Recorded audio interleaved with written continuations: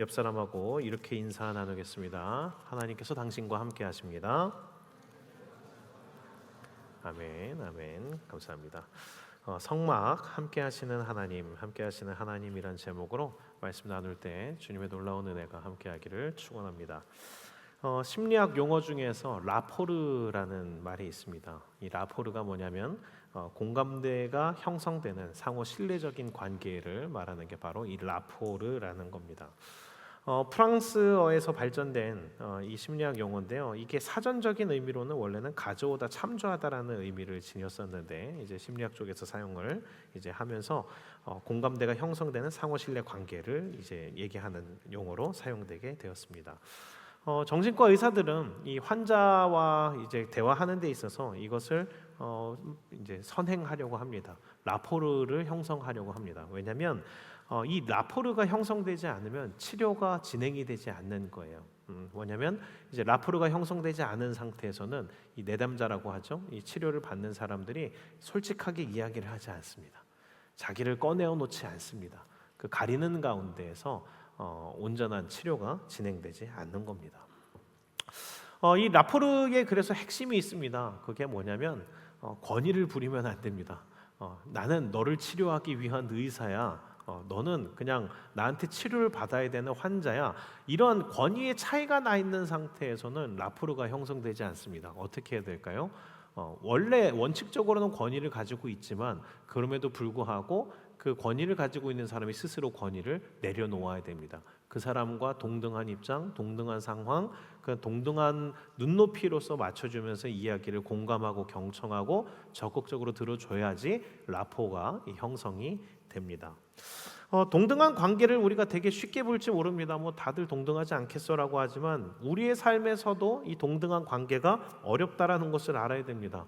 사실 인간관계 가운데서 상당수의 대부분의 관계는 동등하기보다는 오히려 한쪽으로 치우쳐져 있습니다. 부모 자식과의 관계, 그리고 선생과 학생과의 관계, 사장과 직원과의 관계 어떻습니까? 대부분 권세가 서로 다르죠. 권위가 다르죠. 그리고 심지어는 친구와 친구 관계에서도 그런 동등한 관계를 유지하지 못하는 경우들이 있고요. 또 심지어 부부 관계 가운데에서도 동등한 부부가 아니라 그 가운데서 권위의 차이가 다른 경우들도 종종 있습니다. 이처럼 우리의 상황 가운데 실제 사회 가운데에서도 동등한 관계가 형성이 되지 않는 경우들이 있는데 그 관계는 그렇게 건강하지 않다라는 겁니다. 제가 예전에 TV를 보다가 감명을 받은 일이 있습니다. 그 TV는 세상에 이런 일이. 제가 되게 즐겨보는 게 세상에 이런 일이랑 TV 동물농장 되게 좋아합니다. 세상에 이런 일이 예전에 봤었던 기억이 있는데 거기 한 교사가 나왔었습니다. 그 교사는 아주 독특한 분이셨어요. 뭐 하시는 분이냐면 그냥 그 공립학교의 그냥 교사인데 이분이 학교를 되게 이상하게 하고 오는 거예요. 어떻게 하고 오냐면 예를 들어서 온몸을 퍼런치를 하고 아바타 분장을 하고 학교에 옵니다. 그래서 상의는 탈의하고 온몸을 파란치기를 하고 이상한 가발 같은 걸 쓰고 아바타처럼 하고 막 수업을 가르치는 거예요. 그럼 애들이 막 깔깔거리면서 오늘은 아바타야. 뭐 전에는 아이언맨이었는데 야 전에는 헐크도 했었어 하면서 막 애들이 막 깔깔거리고 막 선생님 막 이렇게 따라다니면서 놀리고 사진 찍고 막 그러는 거예요. 그래서 와 과연 세상에 이런 일이 나올 만하다. 선생님이 도대체 무슨 정신이시길래 얼마나 관종이길래 저러나 했는데 그 선생님이 그런 관종으로서 관심을 즐기는 사람이 아니었어요. 불과 몇 년 전까지만 해도 정말 고리타분할 만큼 2대8 가르마에 그냥 딱 아무리 봐도 선생님 같이 생긴 그런 분이었는데 이분이 불과 이제 얼마 전부터 갑자기 이렇게 하고 돌아다니시는 거예요. 그래서 도대체 이게 무슨 일인가 해서 이제 세상에 이런 일이 해서 그분을 이제 취조를 하게 된 거죠. 그래서 왜 그렇게 됐느냐, 왜 이렇게 하시느냐라고 했더니 그 선생님이 이제 이야기를 하는 겁니다. 뭐냐면 자기는 어렸을 때부터 교사가 꿈이었고 교사가 돼서 아이들을 잘 가르쳐서 스승과 제자로서의 좋은 관계로 좋은 인재들을 잘 길러내는 그런 교육을 하고 싶었대요. 근데 막상 이제 교사로서 이제 임명을 받고 학교에 이제 와서 아이들과 수업을 했는데 몇 년 동안 수업했는데 공립학교에서 제대로 된 수업이 진행이 되지 않더라는 겁니다. 자기는 뭔가 열심히 가르치는 것 같은데 아이들은 딴짓하고 있고 자고 있고 뭔가 스승과 제자의 끈끈한 관계를 기대했는데 너무나 이 멀어진 상태에서 친해지는 아이들 없이 그냥 몇 년을 그렇게 흘러가면서 교사 생활을 했는데 이게 맞나 싶은 생각들이 계속 들었었다라는 거예요. 그래서 고민을 했다라는 겁니다. 도대체 어떻게 해야 아이들과 친해질 수 있지? 어떻게 해야 제대로 수업을 하고 아이들도 수업을 재밌어하고 아이들도 다가오고 나도 아이들과 친해질 수 있지? 이거를 이제 되게 고민을 하다가 무엇을 이 선생님이 발견하게 됐냐면, 하루는 이제 놀이동산에 갔는데, 놀이동산에 갔더니 이 애들이 그 인형 탈을 쓴 그 마스코트, 이런 인형 탈을 쓴 그 사람들한테 쉽게 다가가더라는 거예요. 막 이제 때리고 그러기도 하지만 하여튼 인형 탈을 쓴 사람한테 너무 쉽게 다가가서 같이 사진 찍고 막 장난치고 하는 걸 보고, 아, 그거구나 해가지고 이 선생님이 처음 시도했던 게 대머리 가발에 뱅글뱅글 안경을 쓰고 학교에 나타났던 거예요. 되게 쑥스럽고 부끄럽지만 그 차림을 하고 수업을 한번 몇 번 진행을 해봤는데 다 자던 애들이 킥킥거리면서 저 선생님 왜 그래 하면서 다가오고 사진도 찍고 옆에서 말도 걸고 하면서 수업할 때도 애들이 좀 수업을 듣더라는 겁니다. 그래서 거기에 이제 용기를 얻어서 이 선생님이 계속해서 여러 분장들을 시도한 거예요. 헐크도 하고 아이언맨도 하고 아바타도 하고 계속 어떤 거를 꾸며야 아이들이 더 재밌어 하나 하면서 그걸 연구하면서 분장을 하고 아이들에게 다가갔더라는 겁니다. 여기서 이제 어떤 분들은 이제 그렇게 태클을 걸죠. 선생님이 그렇게 나오면 선생님의 권위가 떨어지는 거 아니냐, 아이들이 장난만 치고 그냥 선생님 웃긴 모습 보느라고 수업도 제대로 못하는 거 아니냐라고 했는데, 대단한 반전은 그 선생님이 이제 말하기를 어떻게 됐냐면, 자기가 오히려 이렇게 분장을 한 뒤로 아이들의 평균적인 성적이 올라갔다라는 거예요. 그리고 아이들이 단순히 자기를 비웃는 게 아니라 오히려 애들이 쪽지까지 써줬는데, 선생님 우리들을 위해서 애써주셔서 고마워요, 선생님이 있어서 학교 오는 게 재밌어요 라면서 그런 고백을 받았고 아이들과 관계가 생기고 이런 제대로 된 이제 학교 생활이 되는 것 같아서 자기는 계속 이렇게 분장을 할 거라는 겁니다. 그래서 마지막으로 인터뷰에 각오에 이렇게 얘기하는 거예요. 교장 선생님은 대단히 싫어하시지만 저는 아이들을 위해서 계속 분장을 할 겁니다 라고 하면서 그 세상에 이런 일이가 맞췄었던 기억이 납니다. 오늘 말씀은 출애굽기 39장 성막에 관련된 말씀입니다. 우리가 이제 가스펠 프로젝트로 지난주까지 출애굽기 20장의 10계명과 이제 출애굽기 32장의 우상 숭배 사건 이런 것들을 쭉 다뤘었는데, 출애굽기에 대해서 이제 좀 설명을 잠깐 하고 들어가도록 하겠습니다. 출애굽기를 1장부터 40장까지 다 읽어보셨는지 모르겠지만 출애굽기의 내용의 구조를 설명하자면 이렇습니다. 출애굽기의 1장부터 19장까지가 그 유명한 출애굽과 광야의 여정을 다룬 이야기입니다. 그럼 이제 출애굽기가 아직도 많이 남았잖아요. 반 이상이 남았는데 그 20장부터 출애굽기 40장까지 어떤 내용이 나오느냐, 출애굽기 20장부터 40장까지 나오는 내용은 하나님이 율법을 가르쳐 주시고 성막의 제작 방법을 가르쳐 주시는 내용들이 나와 있습니다. 그러니까 출애굽기의 반 이상이 사실 무엇에 할애하고 있느냐, 이 출애굽을 하고 광야를 지나오는 여정보다도 더 많은 분량을 이 성막을 만드는 부분에 대해서 할애하고 있다라는 겁니다. 그래서 더 구체적으로 세밀하게 설명하면 출애굽기 25장에서 31장까지가 성막 제작 법에 대해서 이야기를 하고, 그리고 35장부터 39장까지가 그 성막 제작 방법에 대해서 들은 이스라엘 백성들이 성막을 제작하는 내용들이 나옵니다. 그리고 나서 이제 39장에 드디어 그 성막이 완성되고 출애굽기 40장 때에 완성된 성막에서 이제 번제와 소제를 드리면서 성막 봉헌 예배를 드리는 것으로 출애굽기가 마무리된다라는 겁니다. 우리 그 부분만 한번 보도록 하겠습니다. 출애굽기 40장 34절에서 38절, 출애굽기 40장 34절에서 38절 우리 한번 합독으로 한번 읽어보도록 하겠습니다. 시작. 구름이 회막에 덮이고 여호와의 영광이 성막에 충만하매 모세가 회막에 들어갈 수 없었으니, 이는 구름이 회막 위에 덮이고 여호와의 영광이 성막에 충만함이었으며, 구름이 성막 위에서 떠오를 때에는 이스라엘 자손이 그 모든 행진하는 길에 앞으로 나아갔고, 구름이 떠오르지 않았을 때에는 떠오르는 날까지 나아가지 아니하였으며, 낮에는 여호와의 구름이 성막 위에 있고 밤에는 불이 그 구름 가운데에 있음을 이스라엘의 온 족속이 그 모든 행진하는 길에서 그들의 눈으로 보았더라. 아멘. 우리가 출애굽기에서 잘 알아두어야 될 게 있습니다. 그게 뭐냐면 출애굽기의 하이라이트이자 진정한 마무리가 홍해를 가르는 사건이 아니라는 겁니다. 잘 모르는 분들은 출애굽기 하면 홍해 가른 것만 생각합니다. 그냥 10가지 재앙만 생각합니다. 물론 중요한 부분이죠. 그런데 진정 출애굽기의 가장 하이라이트이자 마무리이자 결론은 바로 이 출애굽기 40장입니다. 그게 뭡니까? 드디어 하나님께서 직접 임재하셔서 그 이스라엘 백성들을 만나시고 함께 하신다라는 겁니다. 그 함께 하심의 영광이 얼마나 엄청났는지, 심지어 같이 하나님을 알고 하나님과 대화까지 나누던 모세마저도 하나님의 영광의 임재가 너무 강력해서 심지어 그 성막 안으로 모세도 들어가지 못할 정도였습니다.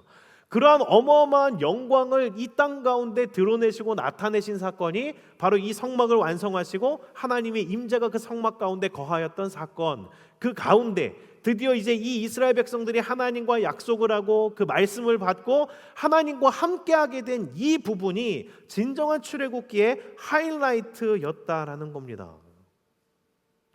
그렇게 하나님께서 이스라엘 백성들과 함께 하시기 위해서, 이 영광을 나타내시기 위해서 사용한 도구, 그 도구가 바로 성막입니다.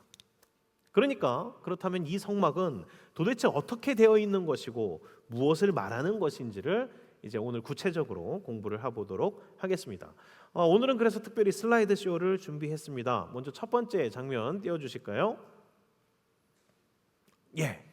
요게 이제 성막의 구성, 성막의 설계도입니다. 그래서 보시면은 약간 흐린데도 대충 알겠죠? 직사각형으로 된 이제 울타리가 있고 그 안에 작은 텐트가 있는 구조입니다. 그리고 그 앞에 캠프파이어 아닙니다. 번제단이에요. 번제단과 물두멍이 있는 구조. 이게 성막의 전체 모형입니다.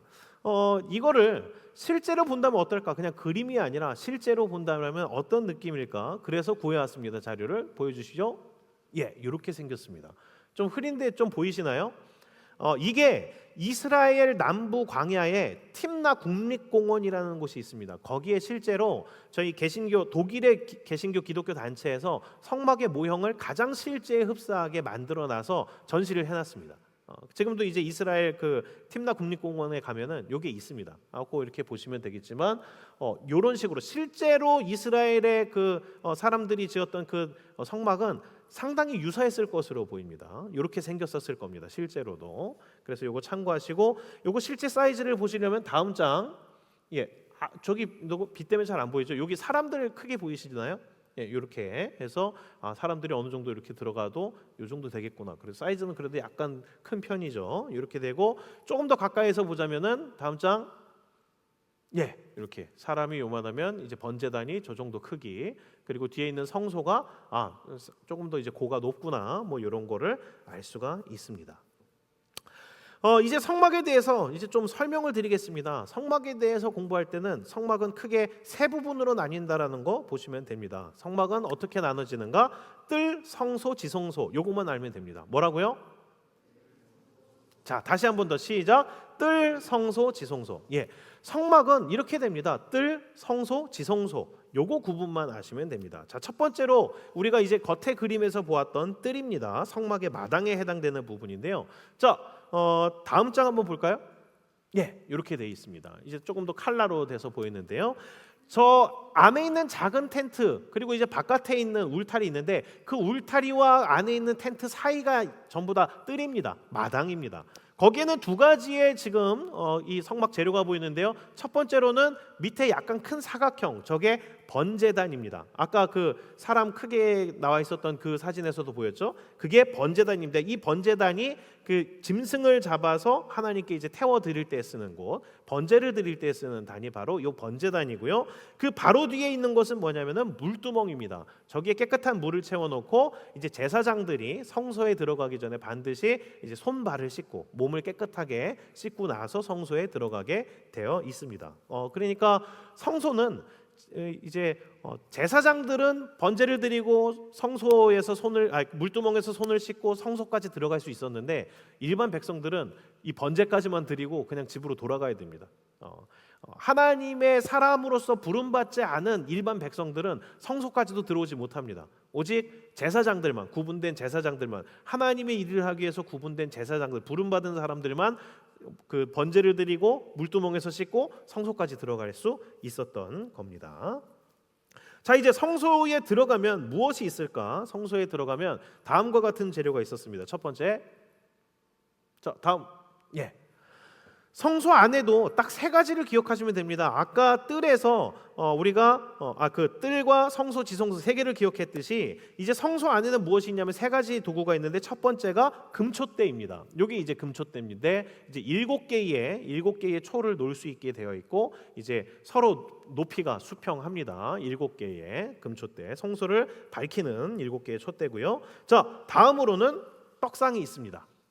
떡상 12개의 떡이 올려져 있는 떡상이 있습니다. 성소 안에 떡상이 있고요. 그리고 그 다음이 이제 분향단이 있습니다. 이렇게 향을 피워서 하는 그 이제 분향단이 있었습니다.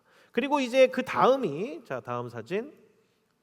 이렇게 성소 안에 그림이 이렇게 됐었을 거고요. 그래서 성소에 딱 들어가자마자 보이는 게 왼쪽에는 아까 얘기했던 금촛대, 오른쪽에는 떡상, 그리고 바로 정면에 보이는 데에는 분향단이 들어 있습니다. 그리고 그 뒤가 이제 휘장으로 막혀 있고요. 천사 문양이 있는 휘장으로 막혀 있고 그 휘장 너머가 바로 지성소입니다. 그러니까 성소에서 그 휘장 하나로서 이제 막혀 있는 건데 그 다음 그림 보여주실까요? 그 지성소 안에는 무엇이 있냐면 요 언약궤가 있습니다. 저 언약궤 같은 경우에는 이제 그냥 상자 모형이고 상자의 뚜껑이 양쪽으로 천사가 무릎을 꿇고 있는 모습, 그리고 날개가 서로 맞닿아 있는 모습으로 언약궤가 되어 있습니다. 그리고 이 언약궤가 있는 이 지성소는 특별히 더욱 거룩한 공간으로 구분되어서 제사장들은 성소까지는 들어올 수 있었는데 지성소까지는 못 들어갑니다. 그럼 지성소는 어떻게 들어가는가?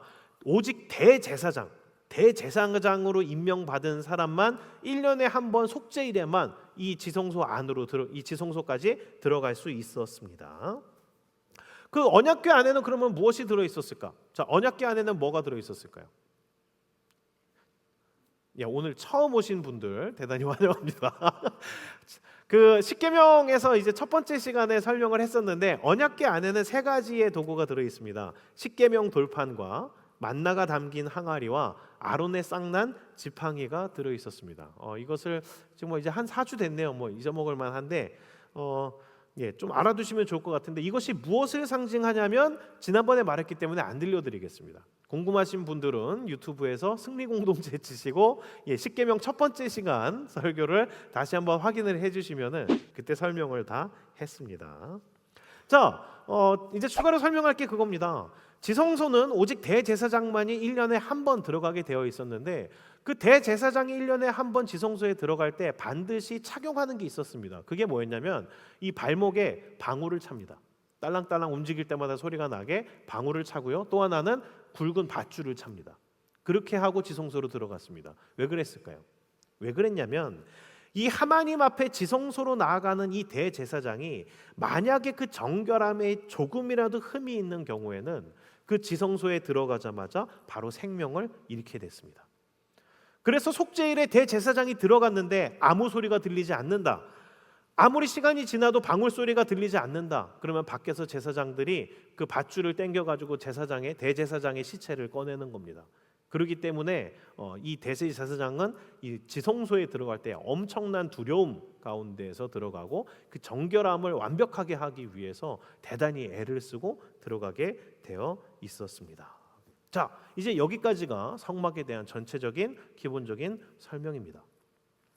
이제 성막을 이제 구조나 내용물이나 이런 것들을 보셔서 이제 알겠지만 어떤 느낌이 드십니까? 우선 이 성막에 대해서 이제 설명을 듣고 나면은 다들 느끼는 게 사실 그겁니다. 성막이 대단히 심플하고 초라합니다.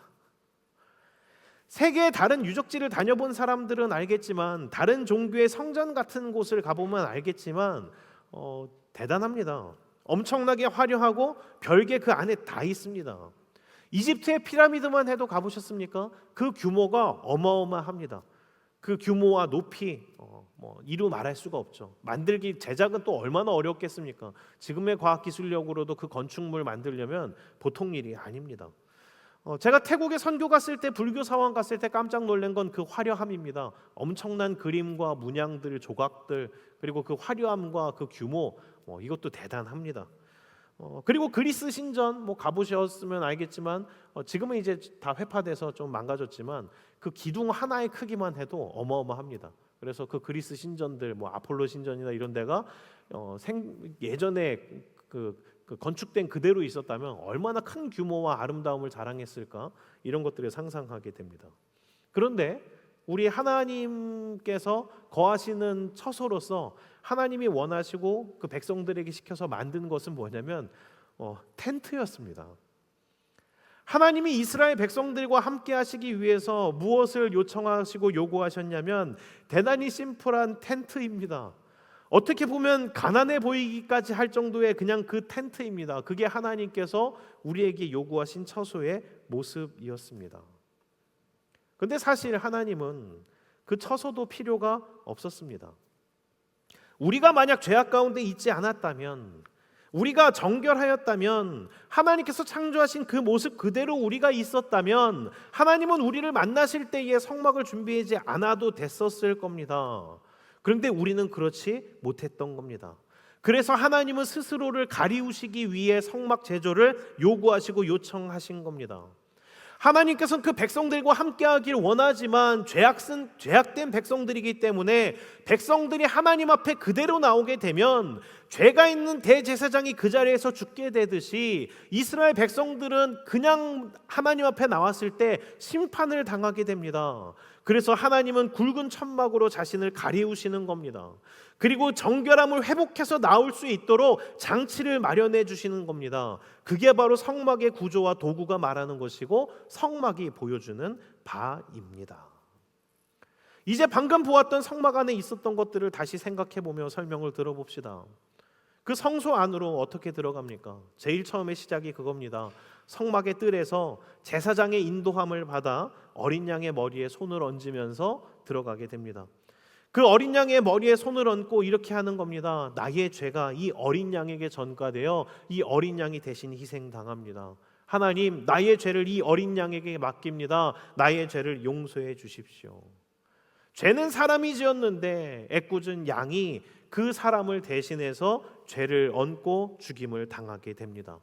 그 양을 번제로 하나님께 태워드림으로써 하나님 앞에 나아가야 될 사람들이 영적인 죄의 문제를 해결하는 겁니다. 이것이 무엇을 상징하는지는 아마 다들 아실 겁니다. 그렇습니다. 우리의 죄를 담당하시는 예수 그리스도를 나타내기 위한 장치였습니다. 그 다음은 무엇입니까? 물두멍이 있었습니다. 물로 씻어냅니다. 이 물두멍의 물, 이것이 무엇을 얘기합니까? 이것은 죄의 문제를 해결하는 것이 아닙니다. 이미 죄가 해결된 자들이 물을 씻음으로써 성소로 들어갈 수 있는 자격을 얻게 되는 겁니다. 무엇을 얘기할까요? 바로 세례를 얘기합니다. 어린 양 예수의 희생으로 구원받은 백성들이 아버지와 아들과 성령의 이름으로 세례를 받아 하나님의 자녀로서의 공적 지위, 성소로 들어갈 수 있는 지위를 회복하는 겁니다. 그렇게 물로 씻은 후에 성소에 들어가면 세 가지 보이는 기물들이 있다라고 했습니다. 첫 번째 무엇이었나요? 7개의 촛대. 이것은 세상에 비치신 예수를 상징합니다. 빛 대신 예수 그리스도의 도움 없이 성소로 들어오지도 못하지만 성소에 들어와도 아무것도 보지 못합니다. 지성소까지 나아가지 못합니다. 예수 그리스도의 조명하심을 힘입어 우리는 지성소에 계신 하나님께로 나아갈 수 있고 하나님을 볼 수 있게 되는 겁니다. 다음으로 두 번째, 그 촛대 앞에 있던 12개의 떡은 무엇을 얘기하는 걸까요? 왜 떡이 12개가 있을까요? 이 12개의 떡은 이스라엘을 위해서 준비된 떡을 말합니다. 그리고 이 12은 단순히 이스라엘 지파뿐이 아니라 12은 성경에서 완전수를 얘기합니다. 세상을 위해서 준비된 떡, 온 세상을 살리기 위해서 준비된 생명의 떡 대신 예수 그리스도를 뜻하는 겁니다. 마지막으로 분향단, 그 분향단은 무엇을 얘기하는 걸까요? 그 분향단에서 불태워져 피어오른 향기는 어떻게 되냐면 성소 전체를 가득 메우고 성소에서 그치는 것이 아니라 지성소까지 흘러 들어갑니다. 무엇을 말할까요? 성경에서 향기는 항상 기도를 상징합니다. 어떤 것도 지성소를 넘어 하나님께로 갈 수 없으나 그러나 무엇이 휘장을 넘어 지성소까지 들어가게 합니까? 그 분향단에서 향이 태워짐으로 그 향기가 지성소까지 전해집니다. 이것은 예수 그리스도께서 우리의 기도를 하나님께 연락되도록 전달해 주시는 것을 상징하고 있습니다. 이처럼 이 성소 안에 있는 모든 것들이 무엇을 얘기합니까? 우리의 길을 밝혀주시고 우리에게 생명을 주시고 우리를 하나님께로 연결시키시는 분, 바로 예수 그리스도를 말하고 있으며 보여주는 것이 그 성소 안을 가득 메우고 있는 겁니다. 이 성막을 보면 깨닫게 되는 것이 그겁니다. 이 성막은 전부 다 신약의 예수 그리스도를 향한 상징과 설명이었구나. 그래서 신학자들은 하나같이 입을 모아서 얘기를 합니다. 성막은 그저 예수 그리스도의 모형이다. 이 성막만큼 예수 그리스도를 잘 설명해주고 예수 그리스도께서 하시는 일을 잘 얘기해주는 게 없다라고 얘기합니다. 심지어 우리가 성막 모형을 봤지만 그 성막의 울타리, 하얀색 천으로 덮여있던 그 울타리에 있는 그 천은 무엇으로 되어 있는지 아십니까? 그 울타리에 있는 천은 세마포로 되어 있습니다. 세마포로 울타리를 쳤습니다. 예수님께서 십자가에 못 박혀 돌아가신 후 세마포로 쌓여져 있으셨던 것은 우연이 아닌 겁니다. 성막은 그러합니다. 구약의 때에 하나님은 그 백성들과 함께 하시기 위해서 성막을 디자인하시고 성막을 통해서 이스라엘 백성들과 함께 하셨습니다. 하나님께서 얼마나 그 백성들과 함께하고 싶으셨는지를 이것은 말해줍니다. 그러나 거기에서 그치지 않습니다. 그 성막을 통해서 하나님은 이후에 함께할 예수 그리스도에 대한 모형을 보여주심으로 하나님께서 어떤 일을 이루실지를 우리에게 나타내셨습니다. 그래서 하나님은 성막을 통해 예표하시고 직접 인간의 몸을 입으시고 우리에게 오셨습니다. 왜? 우리와 함께 하시려고. 그래서 이 땅에 오신 하나님이신 예수 그리스도의 그의 또 다른 이름은 무엇입니까? 바로 임마누엘입니다. 우리와 함께 하시는 하나님. 구약 때에는 성막으로 이스라엘 백성들과 함께 하셨고 신약 때에는 직접 오셔서 우리와 함께 하셨던 겁니다. 그래서 그 예수님이 어디로 오셨는지를 우린 고민해 봐야 됩니다. 하나님이신 예수 그리스도께서 이 땅에 어떻게 오셨냐면 권력의 정점인 왕궁에 오시지 않았습니다. 아니면 지성의 정점인 학자들의 집도 아니었습니다. 아니면 사람들이 그렇게나 거룩하고 대단하게 여겼던 성전도 아니었습니다. 하나님이신 예수님이 어디로 오셨냐면 지극히 낮고 낮은 더 이상 낮아질 수 없는 짐승의 우리 마구간에서 태어나셨습니다. 그리고 예수님은 사람들의 경배와 찬양, 그런 소리가 아닌 짐승들의 울음소리 속에서 향기로운 향기가 아닌 마구간의 거북하고 쾌쾌한 냄새를 맡으며 이 땅에 오셨습니다. 왜 그러셨을까요? 이것이 낮고 낮은 우리를 위해 자신을 낮추시는 하나님의 모습입니다. 하나님께서 어디까지 자신을 낮추셨냐면 십자가에 처형당하는 죄수의 자리까지 낮아지셨습니다. 왜 그랬을까요? 그래야 죄인된 우리를 구원하실 수 있기 때문입니다. 하나님은 우리와 함께 하시기 위해서 자신의 모든 것을 내어놓고 낮아지셨던 겁니다. 말씀을 마치겠습니다. 성막은 하나님께서 죄 많은 이스라엘 백성들과 함께 하시기 위해서 준비하신 장소입니다. 그리고 그 성막은 오늘 우리가 알아보았듯이 예수를 상징하는 예표였습니다. 예수님은 근본 하나님의 본체시나 하나님과 동등됨을 취할 것으로 여기지 아니하시고 오히려 자기를 비워 종의 형체를 가지사 사람들과 같이 되셨고 사람의 모양으로 나타나사 자기를 낮추시고 죽기까지 복종하셨으니 곧 십자가에서 죽으셨습니다. 그렇습니다. 하나님은 우리와 함께 하시기 위해서 지극히 낮아지셔서 육체를 입으셨고 이 땅에 오셨습니다. 그렇다면 이제 생각을 해봐야 됩니다. 구약 때에는 성막으로서 함께 하셨고 그 예수님의 시대 때에는 육체로서 오셔서 예수 그리스도로서 우리와 함께 하셨습니다. 그럼 그 이후 하나님은 어떻게 우리와 함께 하십니까? 하나님은 어디 거하십니까? 우리 말씀을 찾아서 읽어보도록 하겠습니다. 고린도전서 6장 19절입니다. 고린도전서 6장 19절 같이 읽겠습니다. 시작. 너희 몸은 너희가 하나님께로부터 받은 바 너희 가운데 계신 성령의 전인 줄을 알지 못하느냐? 너희는 너희 자신의 것이 아니라. 아멘. 구약시대 때에는 성막으로서 하나님께서 함께 하셨습니다. 그리고 예수님의 때에 육체로서 오시어 그 제자들과 함께 하셨습니다. 그럼 오늘날 이 시대에는 하나님께서 어떻게 우리와 함께 하십니까? 예수 그리스도를 힘입어 주께 나온 모든 사람들, 예수 그리스도의 그 이름을 영접한 하나님의 자녀들, 그 안에 하나님께서는 성령으로 함께 하십니다. 예수 그리스도를 영접한 그 순간부터 성령 하나님께서 우리 안에 함께 하십니다. 여러분들의 기분과 생각과 상관없이 하나님께서는 그 약속 가운데에서 우리 안에 거하신다 말씀하신 그 순간부터 우리 안에 함께하고 계십니다. 다만 차이가 있습니다. 하나님을 온전히 주로 섬기어 우리 안에 충만케 거하는 사람과 하나님은 계시지만 본인도 있나 없나를 알지 못할 정도로 희미하게 하나님과의 관계가 약한 사람들이 있을 뿐입니다. 성경은 이렇게 증언합니다. 너는 예수님의 몸이다. 이것이 얼마나 놀라운 선언이며 얼마나 충격적인 선포인지를 우리는 알아야 됩니다. 구약의 하나님이 인간이 만든 그 허름한 텐트에 거하셨던 것도 충격이지만 더한 충격은 그겁니다. 성령 하나님께서 우리처럼 비천하고 죄 많은 우리 가운데 거하신다. 이것보다 더 충격적인 사건은 없습니다. 성막의 신학은 구약의 성막 모형을 재건하거나 보는 것으로 끝나서는 안 됩니다.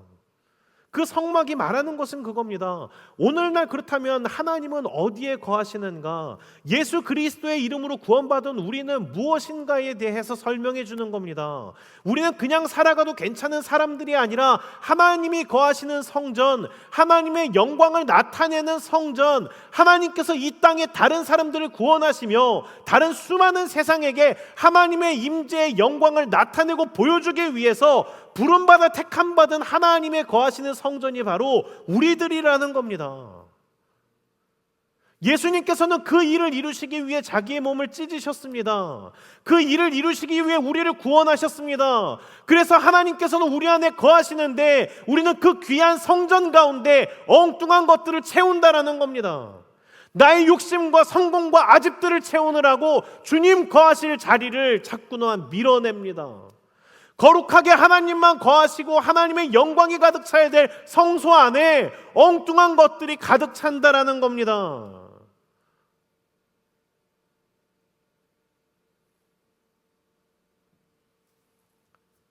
성령 하나님이 여러분들 가운데 계십니다. 예수 그리스도의 이름으로 구원받은 그 예수 그리스도의 이름으로 부름받은 여러분들 모두 안에 성령 하나님이 계십니다. 여러분들의 육체, 여러분들이 함부로 할 수 있는 것들이 아닙니다. 여러분들의 마음과 생각, 여러분들 멋대로 할 수 있는 것들이 아닙니다. 그것은 마땅히 거룩한 하나님의 것으로 이미 구분되어진 것들이고 그것은 하나님께 온전히 드려져야 되는 것들이라는 겁니다. 박물관에 가서 그 성소가 거룩하다, 아름답다. 아니요. 하나님이 거하시지 않으면 어떠한 것이나 그러한 성막이라 할지라도 텐트일 뿐입니다. 아름답게 지어진 성전이라 할지라도 하나님이 거하시지 아니하시면 그것은 그저 돌덩어리일 뿐입니다. 그래서 하나님이 성막을 없애시고 나중에 성전을 없애시는 겁니다. 하나님이 회복하고자 하는 거룩한 성전, 함께 하고자 원하시는 바 그 성전은 무엇입니까? 바로 우리들입니다. 여러분입니다. 그렇기 때문에 여러분들의 삶과 마음과 생각을 온전히 하나님께 드리기를 원합니다. 하나님의 임재하심을, 성령의 충만함을 더욱 구하기를 축원합니다. 그래서 하나님의 그 임재 가운데 그 영광과 기쁨 가운데에서 여러분들이 있는 곳 가운데 하나님의 영광을 드러내시기를 바랍니다. 마지막으로 한 가지만 더 얘기하자면 그 하나님께 드려진 이 성막, 하나님이 임재하신 이 성막은 원재료에 있어서 하나님이 반드시 조건을 걸었습니다. 하나님의 성막을 만드는 데 있어서 하나님께서는 반드시 이것들로만 성막을 만들라고 하셨습니다. 그 이것에 해당되는 게 무엇인지 아십니까? 그것은 뭐냐면 자원함, 감사함, 기쁨으로 드려진 제물들만 받으셔서 그걸로만 성막을 만드셨다라는 겁니다. 이것이 무엇을 얘기하는 걸까요? 우리의 마음과 우리의 몸과 우리의 삶이 하나님께 자원함으로 드려질 때, 그래야 온전한 하나님 거하시는 성막으로서 있을 수 있는 겁니다. 우리는 결코 억지로 끌려다니는 존재들이 아닙니다. 마지못해서 사역을 하는 사람들이 아닙니다. 예수 그리스도의 은혜로 구원받은 바의 그 감격의 기쁨 때문에 자원하여 감사함으로 하나님 앞에 나아가는 그런 거룩한 자녀들입니다. 그 자원하는 기쁨을 회복하여 하나님께 온전히 쓰임받는 우리 모두가 되시기를 주의 이름으로 축원합니다.